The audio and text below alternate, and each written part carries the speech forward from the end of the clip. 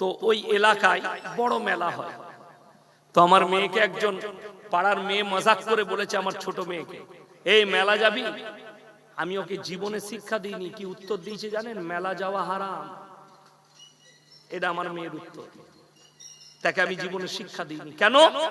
সে ওই পরিবেশটাতেই মানুষ হচ্ছে, বাড়ি থেকে বের হতে নেই মেয়ে ছেলেদের।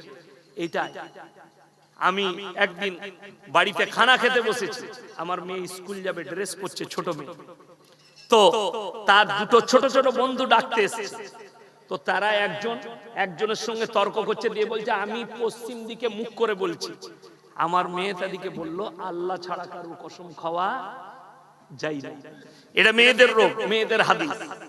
কিছু হলেই বলে, বোন আমি পশ্চিম দিকে মুখ করে বলছি। ওই খালা যে কি মার খাবে তা ঠিক নেই। পশ্চিম দিকে কসম কে খেতে বললো তোমাকে? উত্তর দিকের কসম কে খেতে বললো তোমাকে? আমার মুসলমান ভাই, সন্তানকে তারবিয়ত দেন। সকলে জোরে বলুন ইনশাআল্লাহ।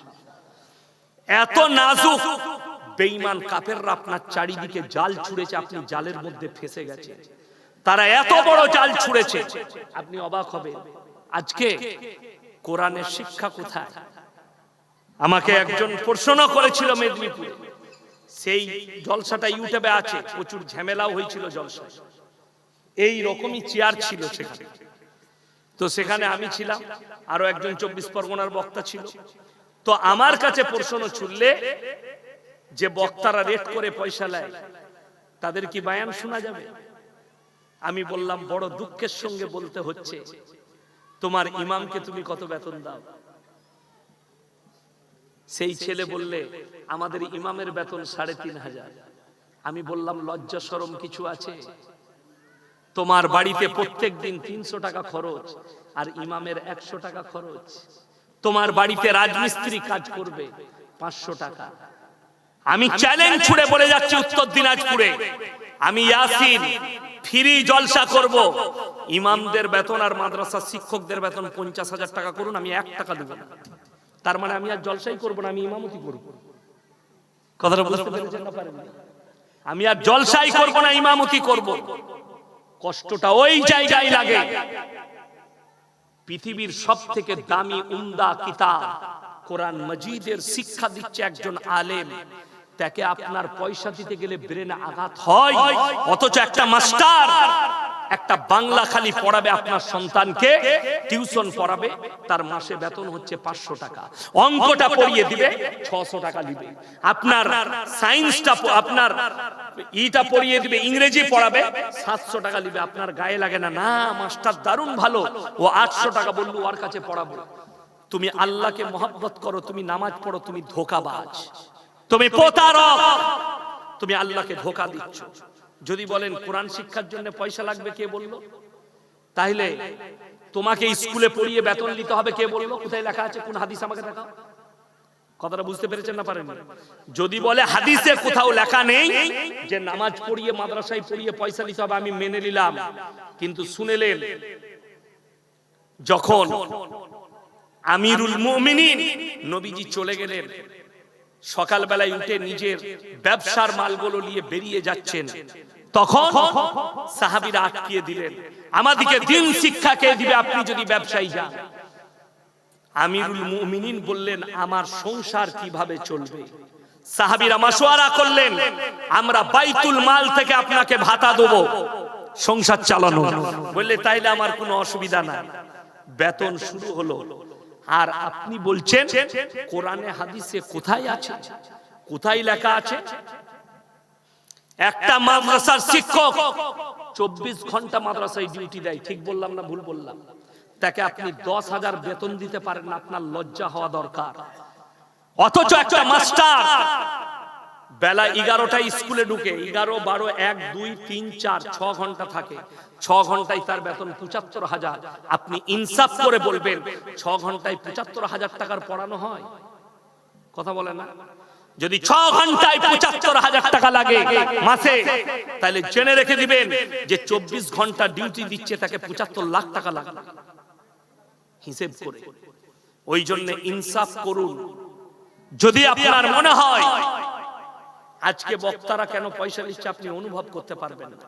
আমি দক্ষিণ দিনাজপুরে একটা মাদ্রাসার জলসা করেছি, জলসার পরে আর কেউ দেখা করে এইখানে স্টেজে বসে বলছি কোরআন সাক্ষী আছে, আজও তারা টাকা দেয়নি। আমার অভিযোগ তাদের প্রতি নাই, আমি সে মাদ্রাসার নাম করতে যাব। মাদ্রাসার জলসা কমিটি দেখা করেনি, আমি গাড়ি নিয়ে বাড়ি চলে গেছি।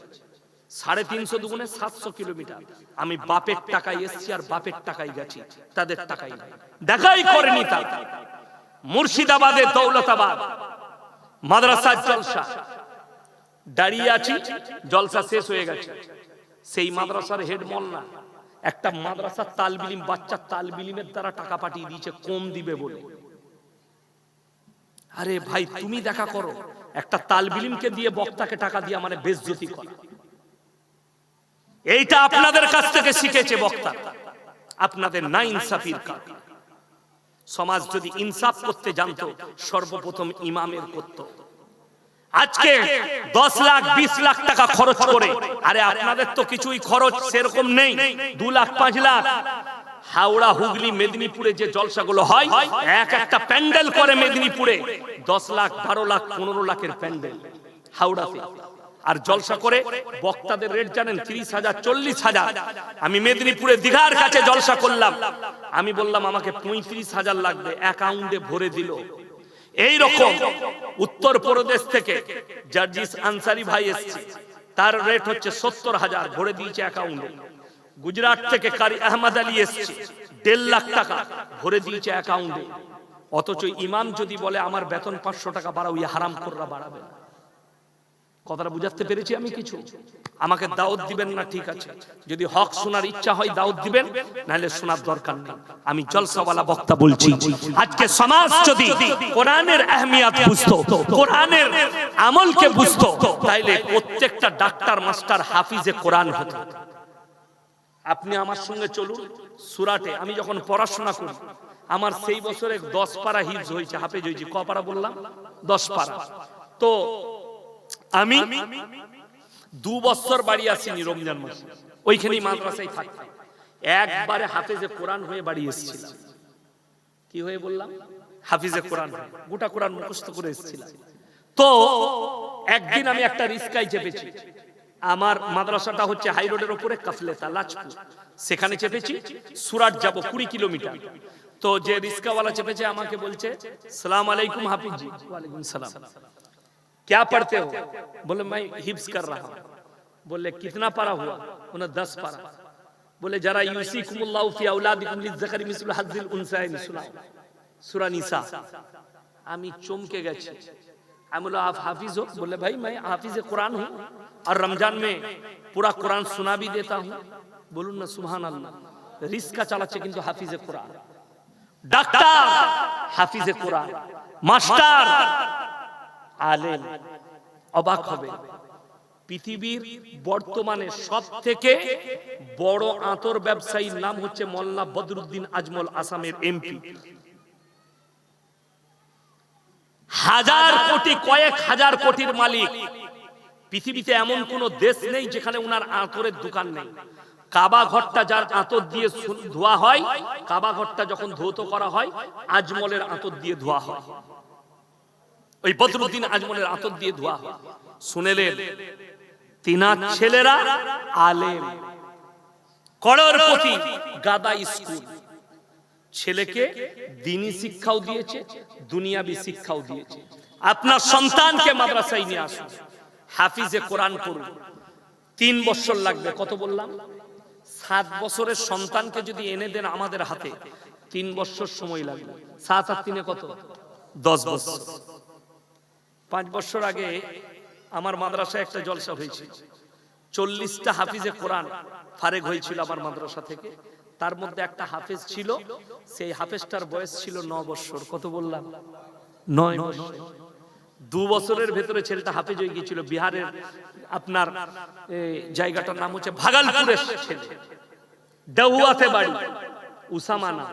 2 বছরে হাফেজ হয়েছিল ছেলেটা, এবং দাঁড়িয়ে কোরআনটা শুনিয়ে দিয়েছিল, দাঁড়িয়ে। সেই ছেলেটা আবার গিয়ে স্কুলে ভর্তি হয়েছে, এখনো সে পড়ছে। হয় ডাক্তার হবে, না হলে ইঞ্জিনিয়ার হবে, না হলে প্রফেসর হবে। সেই ছেলেটা দুনিয়া আখিরাত 2 কামিয়াব। আজকে তসলিমা নাসরিনকে দেখতে পাচ্ছেন রাসূলের দুশমন, ইসলামের দুশমন। তার মানে তার মা বাবা তাকে দুনিয়াবি শিক্ষা দিয়েছে, তার সঙ্গে দ্বীনি শিক্ষা না দেওয়ার কারণে এরকম হারামের আওলাদ হয়ে গেছে। এই নাজিয়া ইলাই খান কি করে হলো?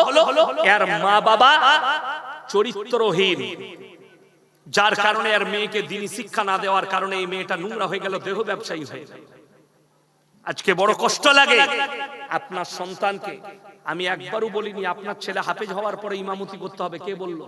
আপনার ছেলে মৌলবি হওয়ার পরে ইমামতি করতে হবে, কে বলল? আল্লাহ ব্যবসাকে হালাল করেছে, ব্যবসা করবে। আল্লাহ তার রাসূলের সুন্নাত হচ্ছে ব্যবসা করা।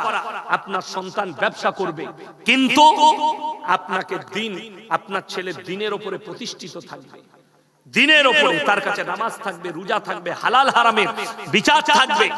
আজকে মুসলমান ছেলেদের কাছে দ্বীনি শিক্ষা না থাকার কারণে, কোরআনের তালিম না থাকার কারণে, রাসূলের হাদিসের জ্ঞান না থাকার কারণে আজকে হারাম গুলোকেও আপনি হালাল বলে অ্যাকসেপ্ট করে নেন। আপনাকে দেখিয়ে দেব বেঈমান কাফেররা কি জাল ছুঁড়েছে জানেন? আমি সেদিনে দেখলাম পাকিস্তানের বড় স্কলার, কিছুদিন আগে দেখলাম পাকিস্তানে ডাক্তার জাকির নায়েকের প্রোগ্রাম হয়েছিল, শুনেছেন না? দেখেন না? দেখেন হয়েছে। সেখানে একজন স্কলার ছিল পাকিস্তানে, তেনার নাম হচ্ছে মুফতি তাকি উসমানী। উনার স্টেজে ছিলেন। উনি একটা গুরুত্বপূর্ণ কথা বললেন, আমার মনে দাগ কেটেছে।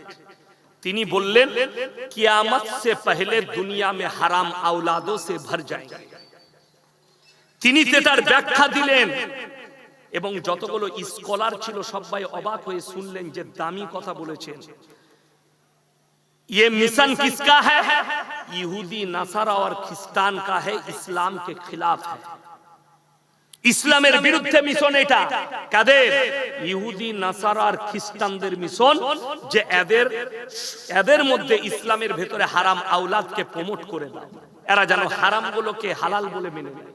আমি উদাহরণস্বরূপ বলছি, আজকে আমি জলসা করতে এসেছি, এখানে যদি কেউ প্রশ্ন করে, স্টেজেই যদি এই বাবাজিরা প্রশ্ন করে আপনি কে, তো সর্বপ্রথম আমি বাপের নাম বলবো না মায়ের বাবা? বাবা, আমি হচ্ছি মাওলানা শওকত আলী মাজাহিরি ছেলে, এটা আমার পরিচয়, বাপের নাম। এখানে যদি আমি ইনাকে জিজ্ঞেস করি, সভাপতিকে জিজ্ঞেস করি, ভাই আপনার পরিচয় কি, বাবার নাম বলবে না মায়ের? বাবা, যদি বাবা মারা যায় তাও বলবে আমি মৃত অমুকের ছেলে, ঠিক কি না?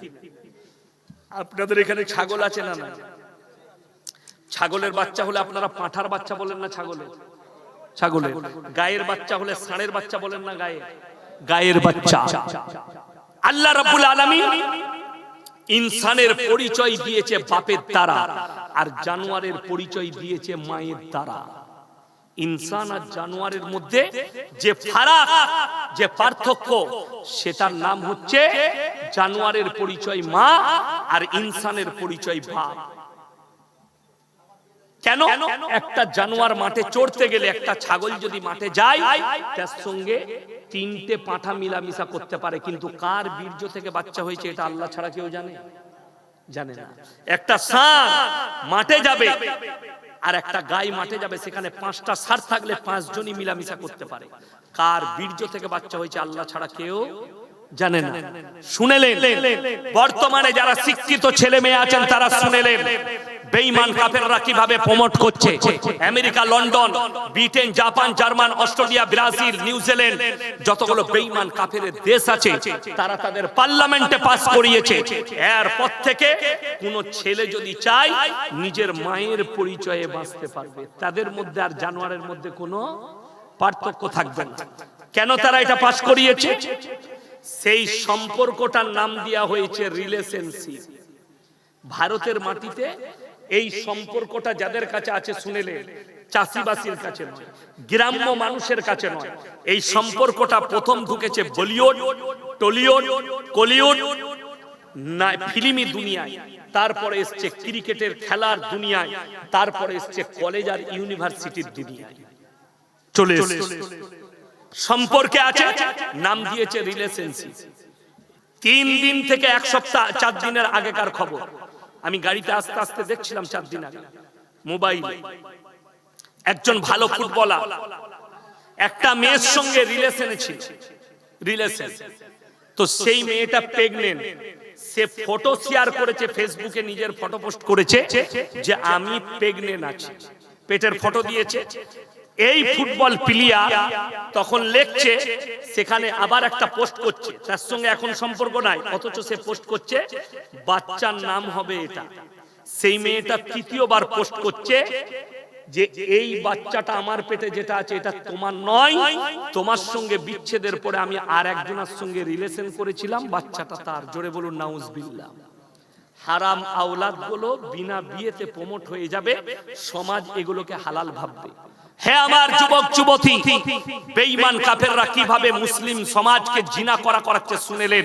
যারা আমার বাবা আছেন, মা আছেন, শুনেলেন। তারা নাম দিয়েছে 14ই ফেব্রুয়ারি ভ্যালেন্টাইন ডে, কাজ হচ্ছে জিনা করা। তারা নাম দিয়েছে চকলেট ডে, কাজ হচ্ছে জিনা করা। তারা নাম দিয়েছে রোজ ডে, কাজ হচ্ছে জিনা করা।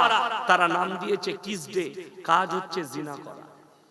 আল্লাহ রাসূল সাল্লাল্লাহু আলাইহি সাল্লামের হাদিস, আখরি জামানায় এক শ্রেণীর হুজুর বের হবে, তারাই হবে জাহান্নামের খোরা, যারা ইসলামকে বিকৃত করবে।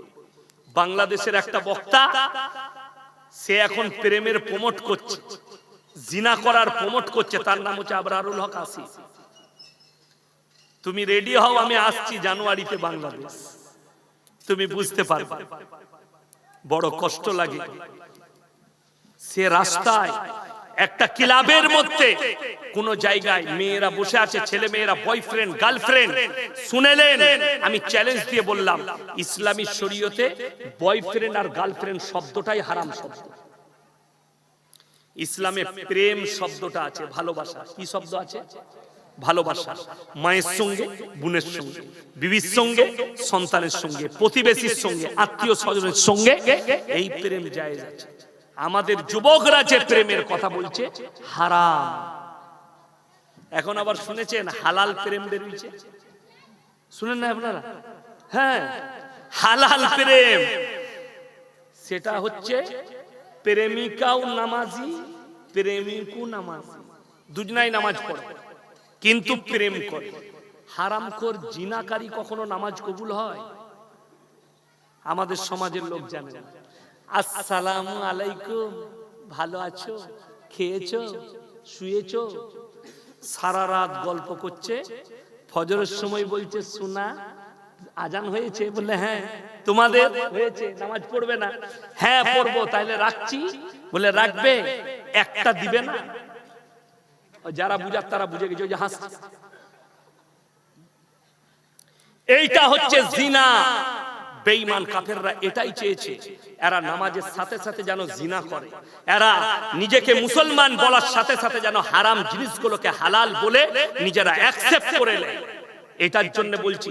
আচ্ছা আপনারা বলুন, এই একটা মোবাইলের দাম, এই মোবাইলটা আমার 5 বছর হলো। ক বছর বললাম?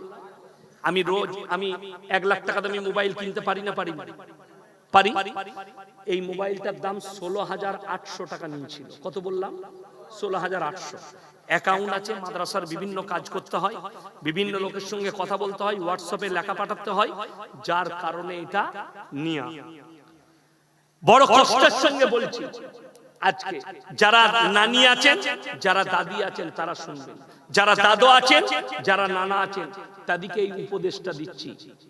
লাতনি মাধ্যমিকে পাশ করেছে, নানা আমি মাধ্যমিকে পাশ করেছি, আমাকে একটা মোবাইল লাগবে। ঠিক বললাম না ভুল বললাম? নানি আমাকে একটা মোবাইল লাগবে। নানি এখন বড় মহব্বত করে লাতনির সঙ্গে, একটা মোবাইল কিনে দিয়ে দিল। সেই মোবাইলের দ্বারা সে যতগুলো পাপ করবে, সেই পাপের হিস্সাদার ওর নানিও হবে। এটা মাথায় রাখবে। আর সেই মেয়ে যখন জিনায় লিপ্ত হচ্ছে, এই নানির কপালে হাত। হাই রে নানি, হাই রে নানা, তুমি মাধ্যমিক পাস করেছো, তোমাকে একটা বাংলা মানে কোরআন কিনে দিয়ে পাঠাচ্ছি, এটা পড়ো। লাভ আছে না লস? লাভ। বাংলা বুখারী শরীফ আছে না নাই? বাংলা তিরমিজি আছে না নাই? বাংলা মিশকাত শরীফ আছে না নাই? আরে বাংলা হাদিসের কিতাবগুলো কিনে দাও, কাজে লাগবে। ওই টাকাও লাগবে না। 5,000 টাকার ভেতরে সব হাদিসের কিতাব হবে না? হবে না বাবা? 500 টাকার ভেতরে একটা দামি কোরআন হবে না? হবে না? 500 টাকার একটা দামি মানে কুরআন লাকড়িকে কিনে দিতে পারলেন না, একটা মোবাইল, তাও আবার খালা কি করেছে নানি, সে বন্ধন লোন না হলে গ্রুপ লোন নিয়ে কিনেছে। এক তো হারাম দিচ্ছে আর এক হারাম নিচ্ছে, বললেই খারাপ। খুব সাবধান, বেঈমান কাফেররা এটাই চায় যে এদের মধ্যে হারাম জিনিসগুলো প্রমোট হোক। আজকে সব থেকে বড় পাপটা যেটা ছুটে এসছে আমাদের কাছে, সেটার নাম হচ্ছে কি? পরকিয়া। কি নাম বললাম? পরকিয়া। ছুটে চলে এসছে। লোকের বউকে নিয়ে পালিয়ে যাওয়া, লোকের বউকে নিয়ে পালিয়ে ঘর করা, লোকের বিবির সঙ্গে জিনা করা। স্বামী সৌদিতে, স্বামী আছে লেবাননে, স্বামী আছে কাতারে, স্বামী আছে কুয়েতে।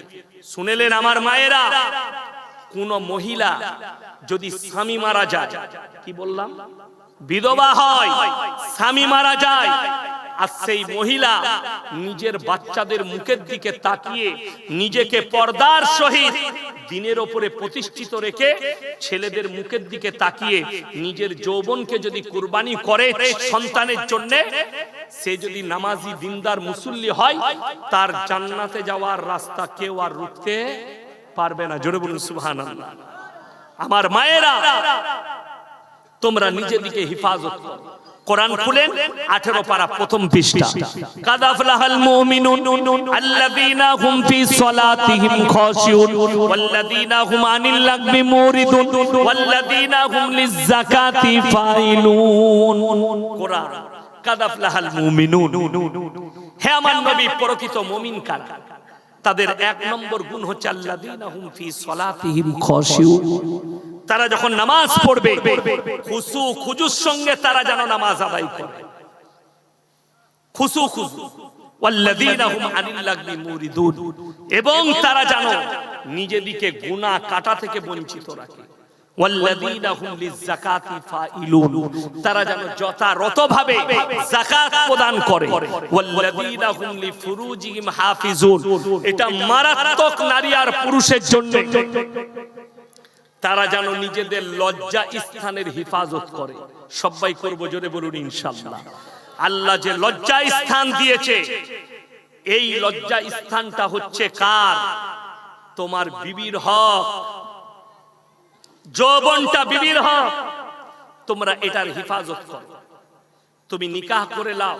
হে পুরুষ, তোমার যদি মনেতে মনে হয় যে আমার বিয়ে করতে হবে, শুনে রেখে দেন, বেটা যদি উপযুক্ত হয়, বাপরা চিন্তা নেন আপনার সন্তান বিয়ের উপযুক্ত হয়ে গেছে, বিয়ে দিয়ে দেন। মেয়ে বিয়ের উপযুক্ত হয়েছে, মেয়ের বিয়ে দিয়ে দেন। যদি যারা সন্তান ছেলে মেয়ের বয়স উপযুক্ত হচ্ছে অথচ বিবাহ দেয় না, তারা যদি পাপে লিপ্ত হয়, তাই মা বাপু দায়ী হয়। মা বাপু দায়ী। আজকে বলুন, অনেক মহিলা মনে করে পর্দা আবার কি। বেঈমান কাফেররা কত বড় মেহনত করেছে। পুরুষদের জন্য টাকনুর উপরে কাপড় পরা সুন্নত। কি বললাম? টাকনুর উপরে নবীজি বলেছেন, যারা টাকনুর নিচে কাপড় পরবে ওই অঙ্গগুলো জাহান্নামের আগুনে আল্লাহ জ্বালাবে। এটা হচ্ছে পুরুষদের। মহিলাদের জন্য টাকনুর নিচে কাপড় পরতে হবে। কাদের বললাম? মহিলাদের। আপনি লক্ষ্য করুন, বাজারে যুবকরা আপনারা লক্ষ্য করবেন, বর্তমানে বেঈমান কাফেররা যে কাপড়গুলো প্রমোট করছে, বাজারে নিয়ে আসছে, প্রত্যেকটা মহিলার পায়জামাটা এইখানে, এরকম জায়গায়। ঠিক বললাম না ভুল বললাম? এইখানে পড়ছে। এই যে অঙ্গ বেরিয়ে থাকে, এইটা দেখে যে পুরুষের মনে জিনা জাগবে, নফসে জিনা জেগে যাবে, শুধু সেই ছেলেটা পাপী হবে না, সেই মেয়েটাও পাপী। অনেক পুরুষ, অনেক মহিলা বলছে আমরা যাইবা পোশাক পরলাম। অনেক শিক্ষিত লোক বলছে আরে এটা মডেলিং এর যুগ, আমার মেয়ে ছোট পোশাক পরবে না, মানে মডেলিং এর যুগ। আলহামদুলিল্লাহ, তোমার মেয়েকে ছোট পোশাক পরাও। আর ছোট পোশাক পরাটা, কম পোশাক পরাটা যদি মডেলিং হয়, জেনে রেখে দিবেন এই থানাটার নাম কি? করণদিঘি। এই করণদিঘি থানার সব থেকে বড় মডেলিং হচ্ছে কুত্তাগুলো, যারা কোনো পোশাকই পরে না। কিন্তু নারী যে হবে, আপনাদেরকে বুঝিয়ে দিই। এই দেখেন, কলা, কলা যদি আপনাদের বাজারে কেউ ছিলে বিক্রি করে, ইজ্জত বাড়বে না কমবে? কেউ কিনবে? কিনবে না। কিন্তু কলা যদি ঢাকা থাকে আর যদি সুন্দর থাকে, কিনবে না কিনবে না? কলা ঢাকা থাকলে ইজ্জত বেশি না খুলে দিলে ইজ্জত বেশি? আমার মায়েরা, তোমরা যদি নিজের শরীরকে ঢেকে নাও, আল্লাহর কসম তোমার ইজ্জত বেশি। হে আমার যুবক, তোমরা মোবাইলে আর ফেসবুকে আর টুইটারে যে নায়িকাগুলোকে, যে মহিলাগুলোকে দেখছো যারা নিজেদের শরীর দেখাচ্ছে, জেনে রেখে দিবে সব মেকআপ। বুঝতে পারেননি? শাহরুখ খানের বয়স কত? কে বললে 56? 59। সালমান খানের বয়স 58। আচ্ছা, 58 বছরের লোক একদম ইয়ং তো নাকি? আজীব কথা। কিন্তু একটা ফিল্ম তৈরি করছে, সেখানে দেখানো হচ্ছে একটা 20 বছরের যুবকের মতো। ঠিক বললাম না ভুল বললাম? সেটার নাম হচ্ছে মেকআপ। তো যে নায়িকাটাকে দেখছো সুন্দর, ওরে পাগল যুবক, একটা মেকআপ ম্যানকে নিয়ে এসো, 5000 টাকা খরচ করো, 20,000 খরচ করো, ঘরের ভেতরে তোমার বউকে একবার মেকআপ করে সাজিয়ে দেখো, তোমার বউটা ওর থেকে বেশি সুন্দর। কথাটা বুঝতে পারেন? খালি মোবাইলে দেখছে হিরোইন খান কত সুন্দর বে, আবে তোর বউটাকে সাজাবে, ওর থেকে ভালো লাগবে। ওটা তো দেহ ব্যবসায়ী, আর তোমার বিবি হচ্ছে পবিত্র তোমার স্ত্রী। তুমি তাকে দেখে ইমপ্রেস হও। শুনে রেখে দেন, যারা নিজেদের শরীরকে খুলে দিচ্ছে, কখনোই এটা মর্যাদাপূর্ণ নয়। যদি কেউ মনে করেন কোরআনে কি মেয়েদিকে ঢাকার অনুমতি দিয়ে আছে, ওই নেমো খারামকে বলো যে নেমো খারাম বলছে কোরআনে ইসলামে ঢাকার অনুমতি নাই। কোরআন বলছে ওয়াদরিব খুমুরিহিন্না আলা জুবিহিন। হে নারী, তুমি তোমার শরীরকে ঢেকে নাও, তোমার শরীর মাথা থেকে পা পর্যন্ত ঢাকো, তোমরা কোনোদিন ধর্ষিত হবে না, লাঞ্ছিত হবে না। জোরে বলুন না সুবহানাল্লাহ। কোরআন অর্ডার দিয়েছে। হাদিস শুনে যান। অনেক বাংলাদেশে আর একটা দল বেরিয়েছে, তার নাম হচ্ছে হিজবুত তৌহিদ। নাম শুনেছেন না শুনেন? তাদের ইমামের নাম হচ্ছে সেলিম। সে হারাম করাবার বলছে মেয়েরা ইমামতি করবে, আমি পেছনে নামাজ পড়ব। আমি বলেছি তুই যেমন জিনাখোর, তোর নামাজি ইমামও হবে জিনাখোর। আচ্ছা, কোন মেয়ে যদি নামাজ পড়ায় আর আমরা যদি পেছনে নামাজ পড়ি, নামাজ আর কারো হবে? কি বুঝলেন? ও খালি বলবে আলহামদুলিল্লাহ রাব্বিল আলামিন আর রহমান। বলবে না? বলবে না? আমাকে একজন ফোন করেছে, বলছে হুজুর মেয়েরা আমাদের এখানে তারাবি পড়ছে। আমরা আলহামদুলিল্লাহ জামাত করে। আমরা ভালো। কে পড়াচ্ছে? বললে একটা 18 বছরের যুবক পড়াচ্ছে, নাবালক। আমরা ভাই 18 বছরের নাবালক হয়? 12 বছর বয়স পেরিলে বালিগ হয়ে যায়। 18 বছরটা সরকার আইন করেছে। কি করেছে? সরকার আইন করেছে।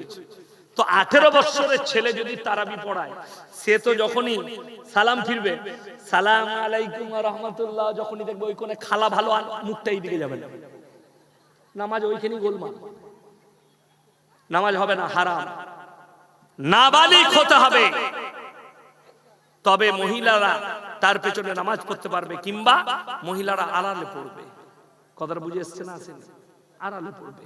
বড় কষ্ট লাগে, দুঃখ লাগে, বেদনা লাগে। আজকে মুসলমান পর্দার আহমিয়তই বুঝতে পারেনি। ওই সেলিম বলছে এই মৌলবীরা ধোঁকা দিচ্ছে। ওর দলের একটা মহিলা বেপর্দা ভাবে মিডিয়ার সামনে এসে বলছে আল্লাহর নবীর বিবিও ব্যবসা করেছে। কথাটা সত্য না মিথ্যা বাবা? কথা বলে না? কথাটা সত্য, ব্যাখ্যাটা ভুল। কি বললাম? কথা সত্য, হাদিসের ব্যাখ্যাটা ভুল। আল্লাহ নবী সাল্লাল্লাহু আলাইহি সাল্লামের প্রথম বিবির নাম হচ্ছে খাদিজাতুল কুবরা রাদিয়াল্লাহু তাআলা আনহা। তিনি ছিলেন একজন বড় তিজারত, মানে বড় ব্যবসায়ী। সেই যুগের যেদিন থেকে পর্দা ফরজ হয়েছে, হাদিসে আছে সেই দিন থেকে নবী এবং সাহাবীর কোন বিবি আর বাড়ির নিজের হুজরাখানা থেকে নোকটা পর্যন্ত বের করেনি। জোরে বলুন সুবহানাল্লাহ। এইটা হচ্ছে সহিহ হাদিস। পর্দা ফরজ হওয়ার